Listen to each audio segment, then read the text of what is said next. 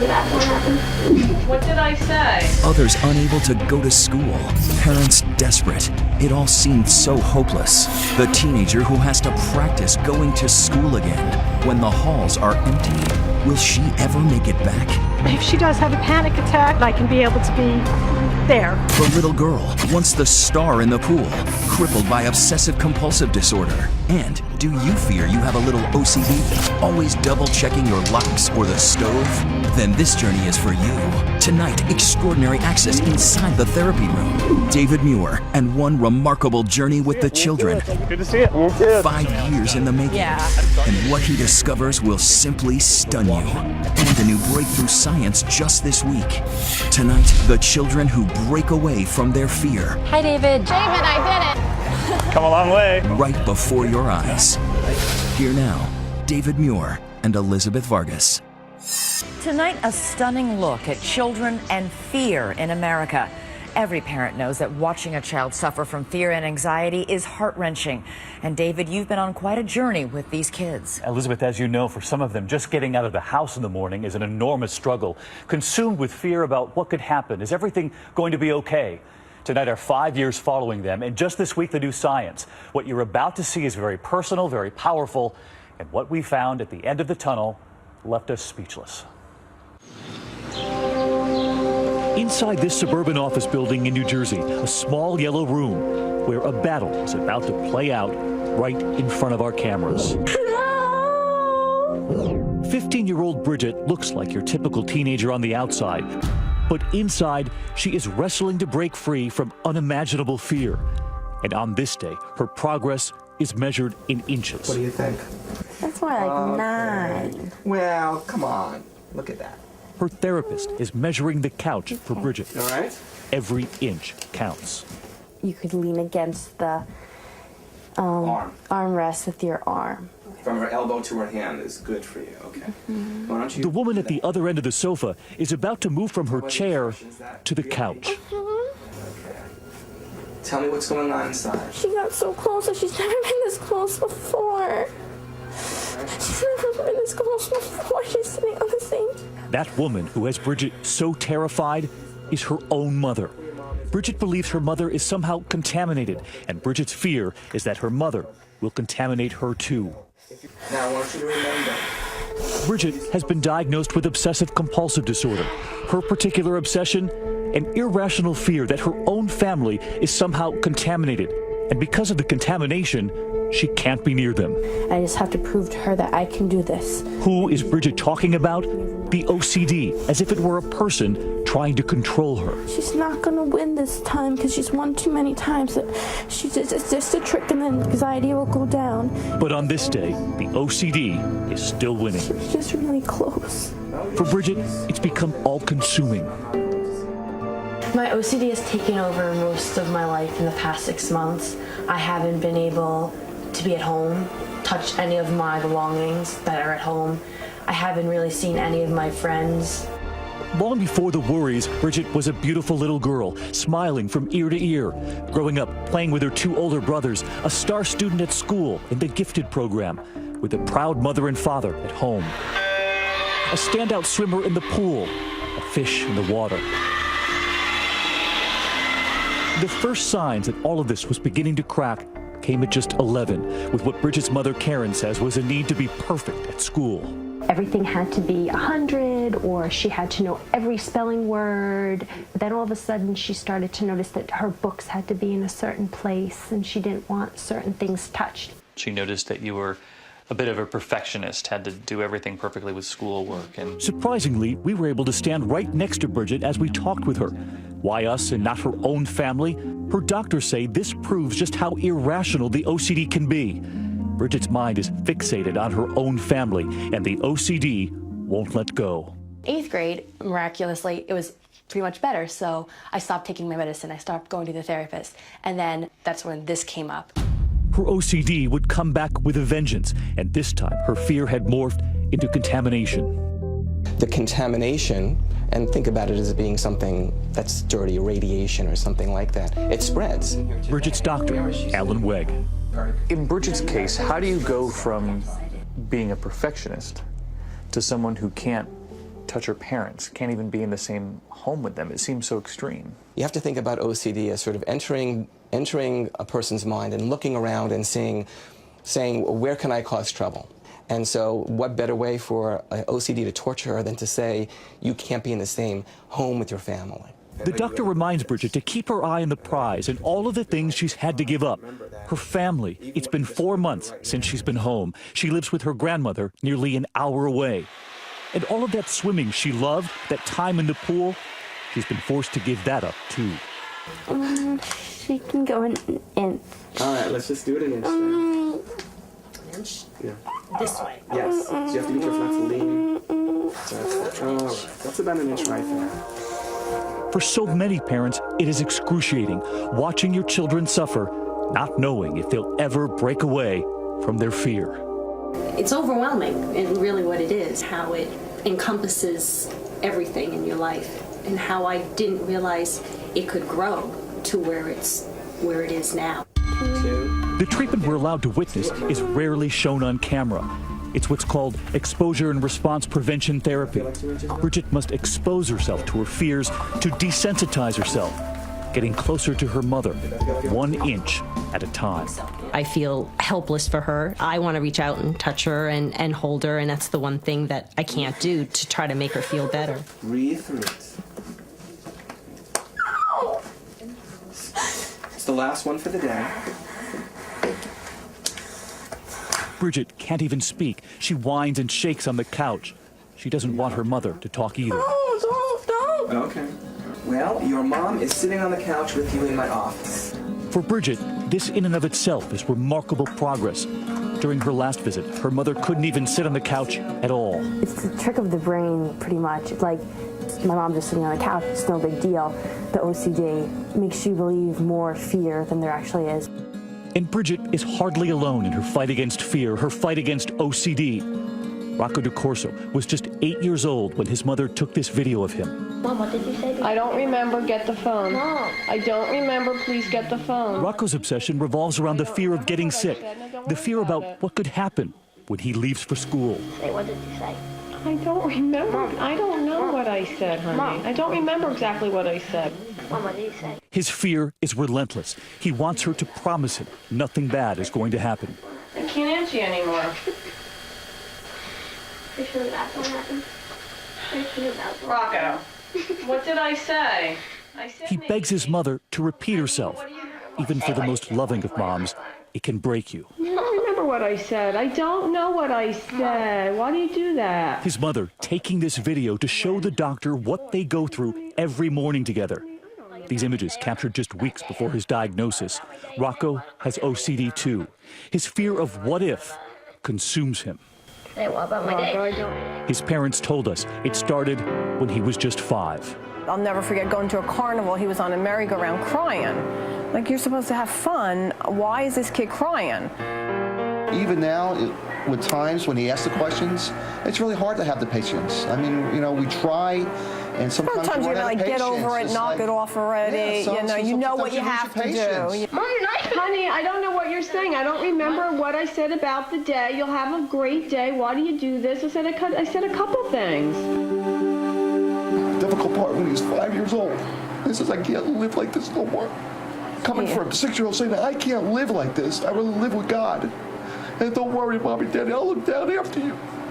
That's tough.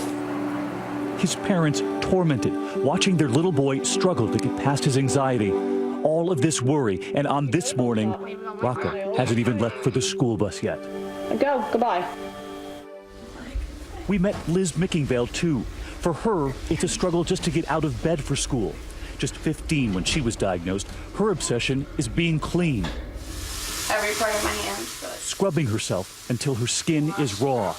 And just one round of it is never enough. I have to do it again all over because I feel like my hair touched the side of my arm, which my arms are all contaminated. So, I mean, this is just the beginning. So frustrated, some mornings she punches holes in the wall. Even with all of this washing, Liz still has to take a shower and pick out her outfit. Some of these various shirts on this side are contaminated. This gray one is. It takes several hours, even on a good day, just to get out of the house. Actually, I have to wash my hands again because I accidentally touched the side of that shirt, so aggravating. My name is Michelle. I'm 14 years old, and I have OCD. And finally, we met Michelle, who is unable to go to school. It's hard for her to even leave the house. Would we be able to open the door or roll down the window? When we come back, what or whom is Michelle so afraid of? And later, that little boy, Rocco, so consumed by his fear. Tonight, the breakthrough science we learned about just this week and the new tools every family can use right now to help erase the fear. So 5 years ago, you thought you had a game changer. Now you're convinced you do. It's giving real hope to millions of children who before had no hope.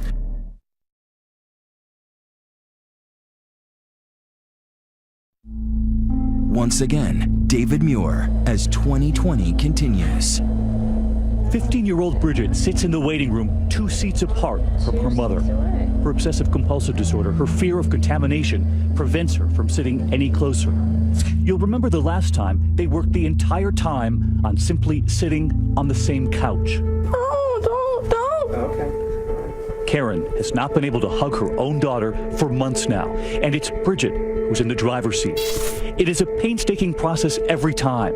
It's taken 7 full therapy sessions just to get this far down the couch. Her mother slowly moving her body closer.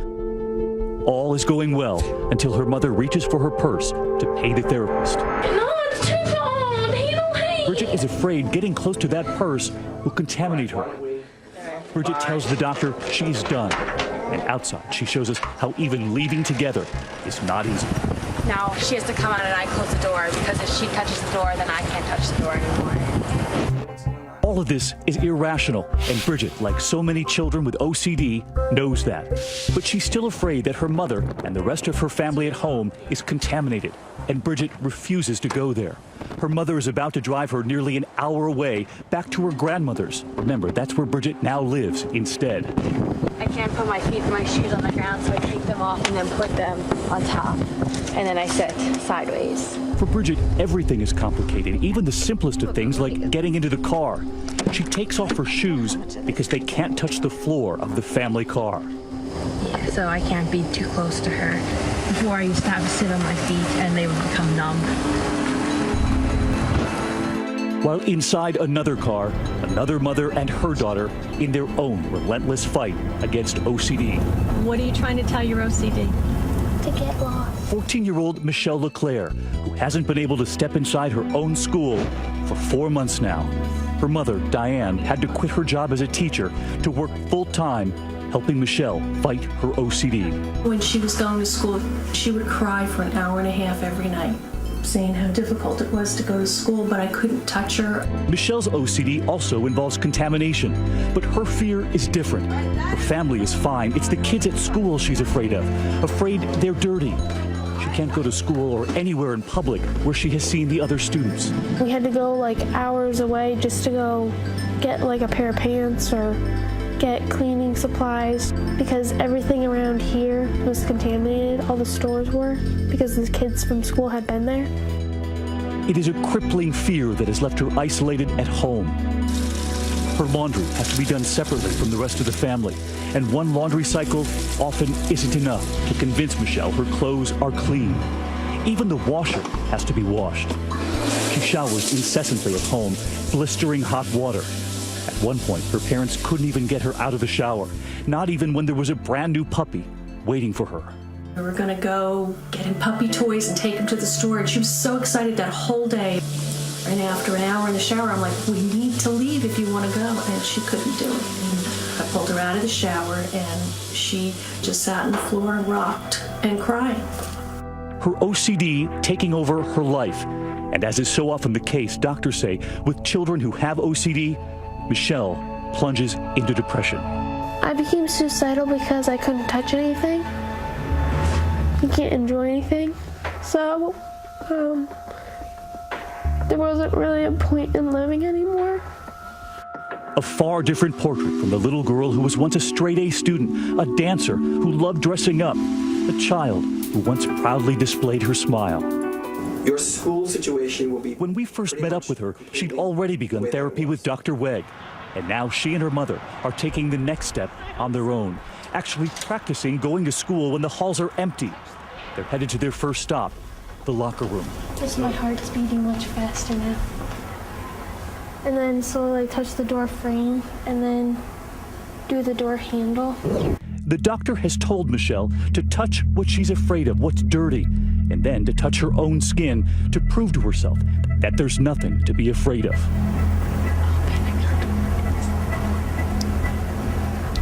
The doctor has told her to keep track of her anxiety on a scale of 1 to 10. Like a 7.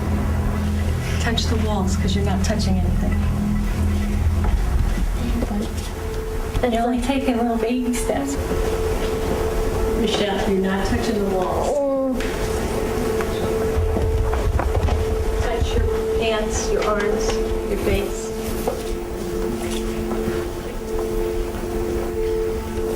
I'm like contaminating myself so that no part of me is considered like clean. Right now, if you could do anything in the room, what would you be going to do? Leave. Take a shower. With the locker room now barely conquered, the next battleground, gym class. It's been 5 months since she stepped foot inside this gym. Can you go over and touch the basketball? You want to hit me? Yeah. Now you know kids touch that, right? What does it feel like? Like the germs are like coming into me and like going through my blood. Her full-time coach, her mother, taking careful note of her progress. I'm very proud of what you did. You touched the walls, you sat in the bench. A proud mother and her daughter leaving school after their own gym practice. While back in the therapist's office, Bridget is about to take a huge step too. It's been 8 sessions, nearly 8 hours of intense therapy with Dr. Weg, and she still has not allowed her mother to touch her. It's been months since mother and daughter have hugged. All right, that's pretty good. Bridget and her mother grasp a small wand between them. This is huge. Bridget, find your center. Show her who's boss. Do it, do it, do it.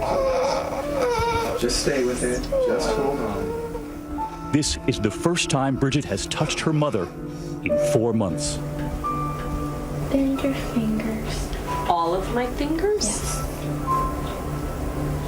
There it is. That feels really good. No, it doesn't! It's very difficult for parents to come in and not believe that they've done something wrong, that their kid has all these fears and these strange and bizarre fears. What did I do wrong? Once her fear subsides, the doctor pushes Bridget to hold that hand again. Let's have the hand back then. Good for you. Good for you, boy. Okay. And as we were about to learn, Bridget's OCD fight is far from over. What was it that led to this? And we wondered, what's really going on here? When we come back, how often do you do this? Check the locks, check the stove more than once. Tonight, what these MRIs will show you. Doctors can literally see the anxiety.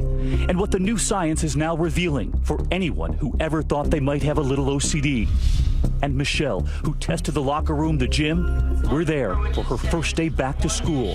And what we revealed to her mother that had her in tears when we come back.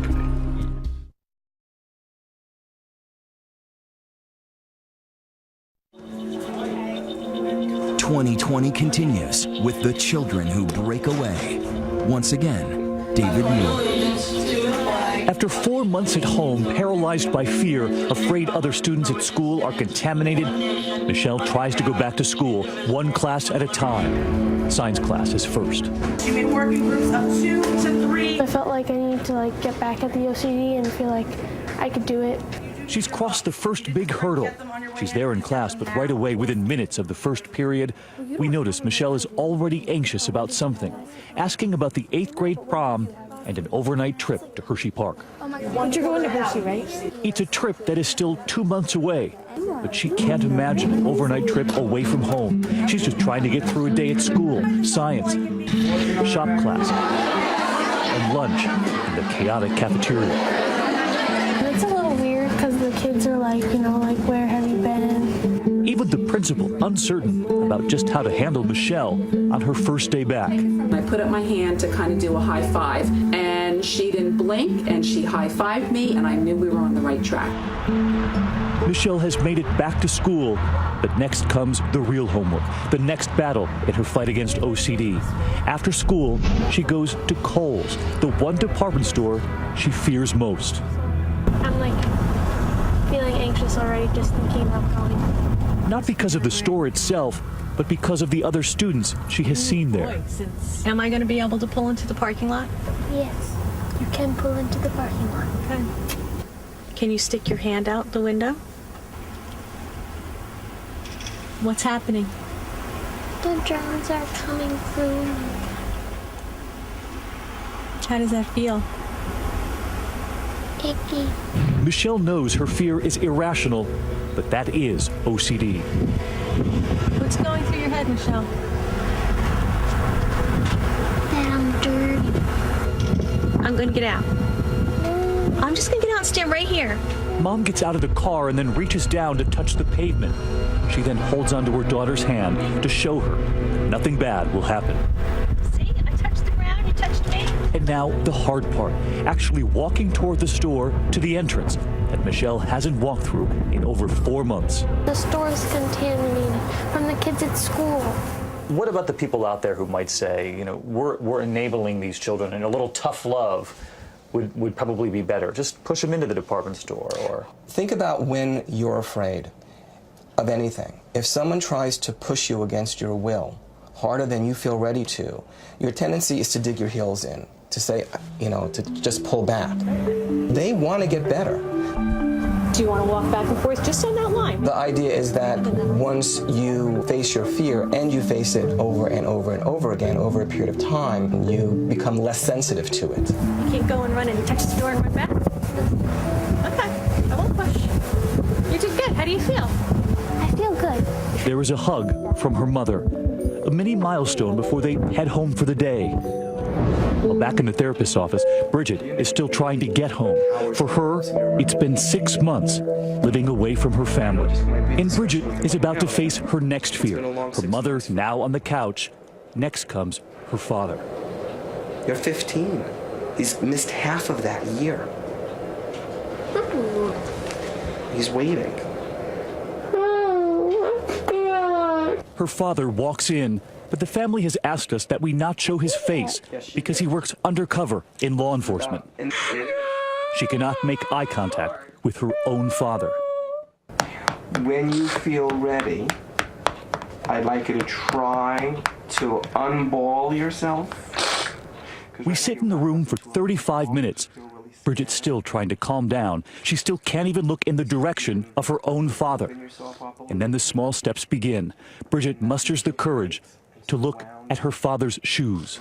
They're brown and black and have laces. The doctor asks Bridget to look beyond the shoes, directly at her father. A full hour has gone by. All done, I'm all done. She never looks. Do you want to finish with the dad? You really want to finish with the dad? Her dad leaves the room. We wonder, will she ever break through? Will she ever go home? Or will the OCD win? Dr. David Rosenberg is convinced Bridget and the other children like her will conquer it. His team at Wayne State and the DMC Children's Hospital of Michigan is on the front lines of this fight against child anxiety and OCD. In a groundbreaking study looking at the MRIs of children who have OCD, they can actually see it. So these are all MRIs of children with OCD. Exactly right. They're convinced there's a genetic component here, and that much of this comes down to the amount of a certain chemical in the child's brain. In a child who has OCD, you see something in the brain. There's too little glutamate in certain areas of the brain. There's too much glutamate in other areas of the brain. The doctor says glutamate controls the brain's light switch, and when the balance is off, the switch short circuits. So the part of the brain that gives most of us the all clear when we're worried never gives the child that all clear. And instead of getting the signal that, okay, I'm safe now, children with OCD get the signal that things are getting much more dangerous and more unsafe. Many of us check the doors when we leave the house or the stove, sometimes 2 or 3 times. Eventually, though, our brain gives us the message that it's okay to move on. children with OCD and severe anxiety never get that message. Instead of getting the all clear, which is what the rest of us get. Exactly right. And tonight, there's something else just discovered by the doctor and his team, that the amount of the chemical and where you find it in the brain can tell them which kind of OCD your child might have. Findings he just revealed in New York City. So a child who washes their hands over and over again is not the same as a child who checks the locks. We see different things in the brain, and they respond differently to treatment. He says it's a distinction his team was never able to make until now. He says Michelle and Bridget, who have contamination fears, would have a different brain scan from Rocco, who kept asking his mother, is it going to be okay? Can I leave for the school bus? Over and over again. So this is Rocco? That's more likely to be Rocco. And you would put Bridget and Michelle, the contamination fears and the washing of the hands, into this category? More likely here. That's incredible. My name's Elizabeth, and I have obsessive compulsive disorder. Remember Elizabeth? She was the teenager who once punched holes in her wall. She got help, exposure therapy, and medicine, and since that home video, she became the national spokesperson for the Obsessive Compulsive Foundation. How long did it take you to get ready this morning? I'd say 30, 40 minutes. What a typical girl, how long it should take a typical girl to get ready. That's a huge feat. Yeah, I can remember taking 5 to 6 hour showers. And if she could do it, we wondered, what about Rocco? During our 5-year journey, we've checked in with him. One visit took us to New York's Central Park. He'd been on antidepressant medication and therapy, and both were working. And on this particular morning, he struggled to get out of the house, but he got here and onto that merry-go-round. 17-1-1. 17-1-1? He boasts of his baseball team's record, but his parents know the biggest victory was just getting him here. After all those mornings, couldn't get him out the front door. Go, goodbye. Even for Rocco, thinking back is painful. By putting a name to it, it helped Rocco understand, hey, I have OCD, okay, and this is how I'm going to deal with it. But our journey with the children is far from over. When we come back, Michelle back at school and about to go to the prom. Could she do it? What she does in that room without any of her friends even knowing. What she reveals to me. Can't mess up your makeup. And Bridget, on that couch, watched that beautiful little girl diving into the water. You're about to see the one trip we never thought we'd make. And tonight, right now, you can send a message to those children. Many of them are watching. We're on Twitter. Use the hashtag ABC2020, and we'll be right back.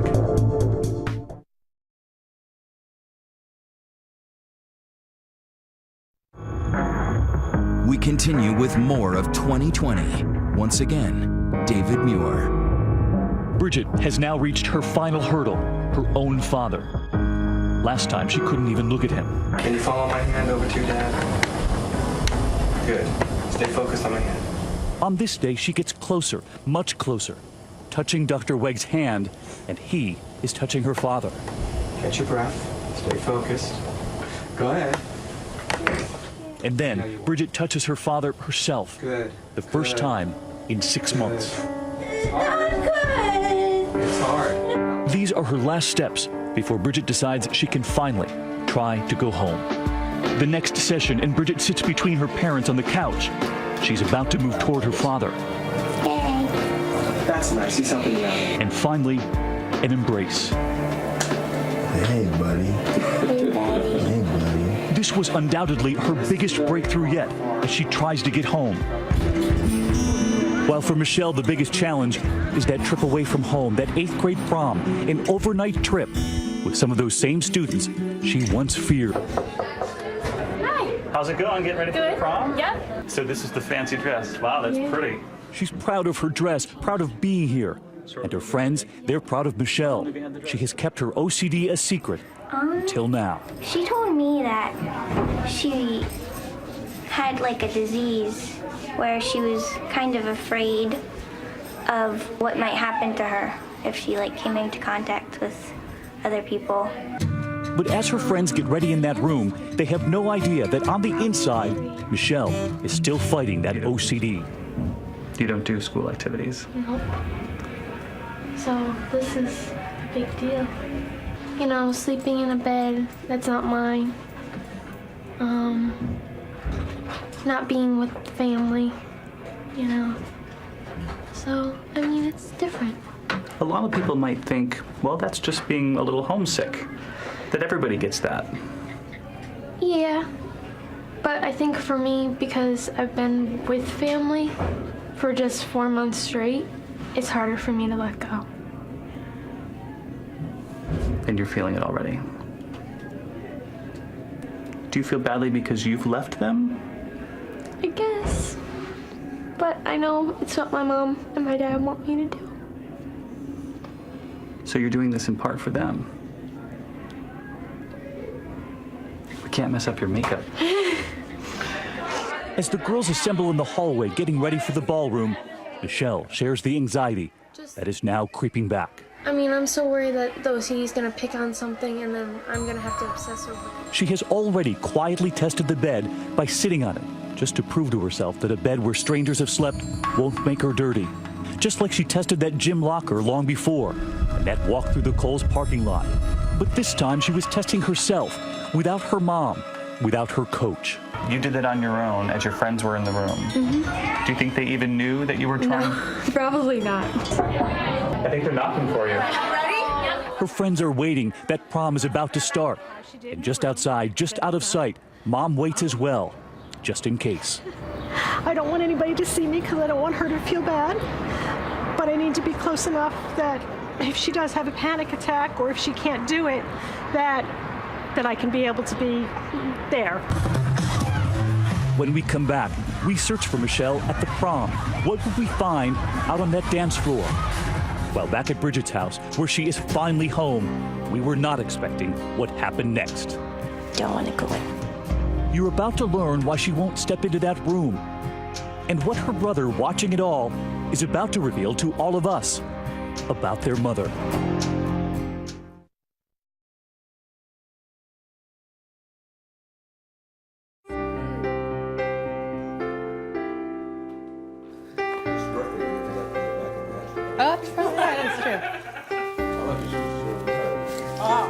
After spending nearly half a year living away from her own family, Bridget is finally back.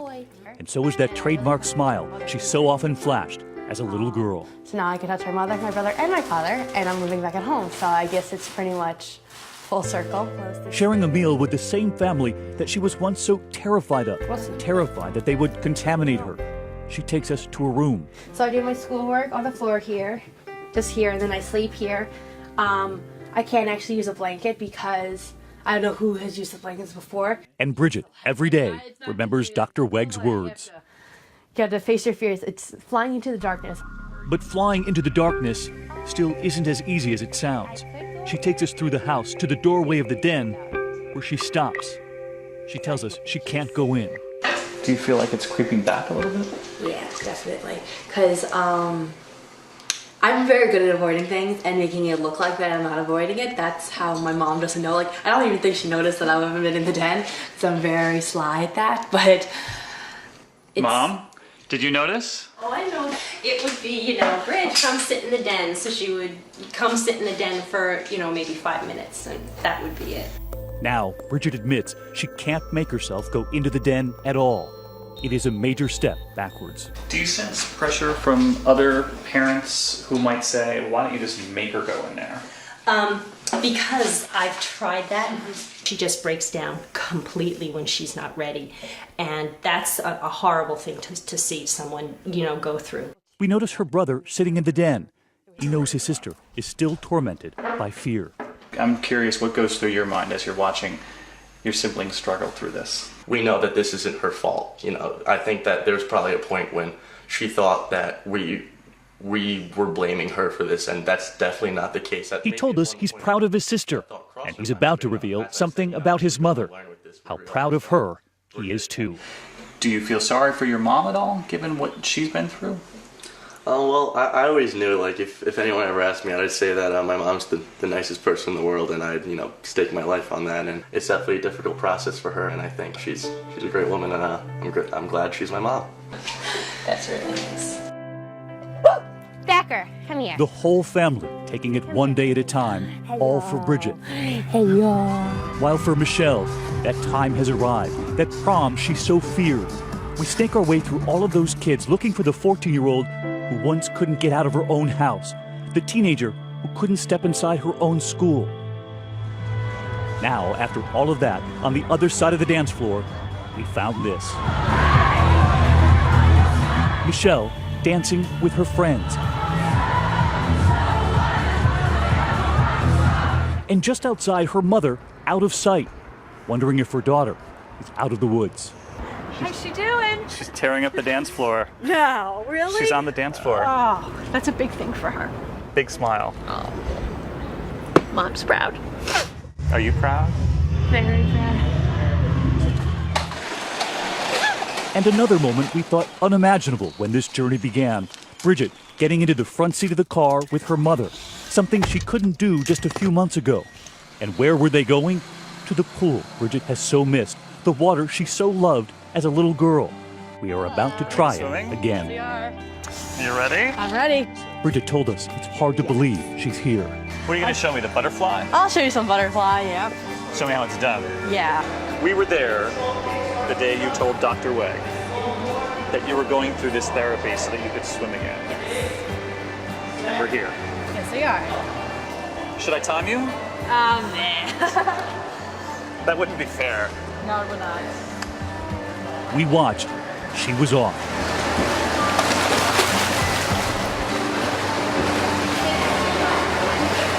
Bridget back in the pool, and that butterfly has come back to life.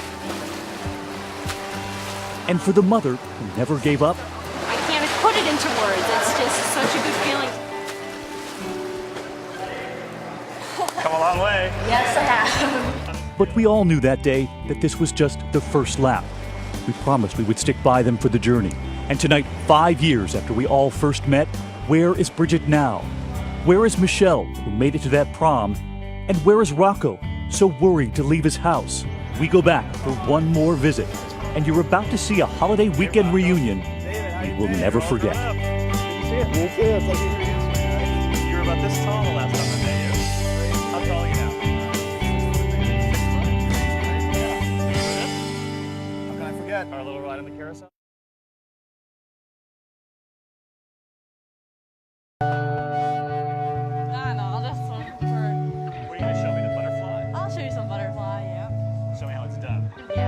This whole journey began 5 years ago, with children consumed with fear. 9 million of them suffer from anxiety in this country. Rocco, who couldn't leave his house at 8, who we got to the merry-go-round at 12 years old. It wasn't easy, but he made it. And just days ago, years after this journey began, we went back to that same carousel in New York Central Park. Hey, Rocco. David, how you been? You're all grown up. Good to see you. You too. It's like we were here yesterday, right? He got me a ticket this time. How you doing, Rocco? We remembered the last time I took a ride with Rocco, still a boy, filled with angst. He got his mind off of it, talking Little League. 17-1-1. 17-1-1? 5 years later, we are talking about triumph. And what do you hope to be one day? I want to become a psychologist and help kids like I was, you know? You're gonna help that little guy. Help the little Rocco type guy, yeah, you know. I can speak from experience. I got my license in November. Rocco, once so afraid of that school bus, now driving on his own. So the school bus used to psych you out, but now you can drive in New York City. That's a huge hurdle. You've got the prom next week? This Friday coming up. The camera rolling with Rocco in his tux, putting on his bow tie. And Bridget, who we once got back into the water, tonight she's back home with her family for the Memorial Day weekend, having just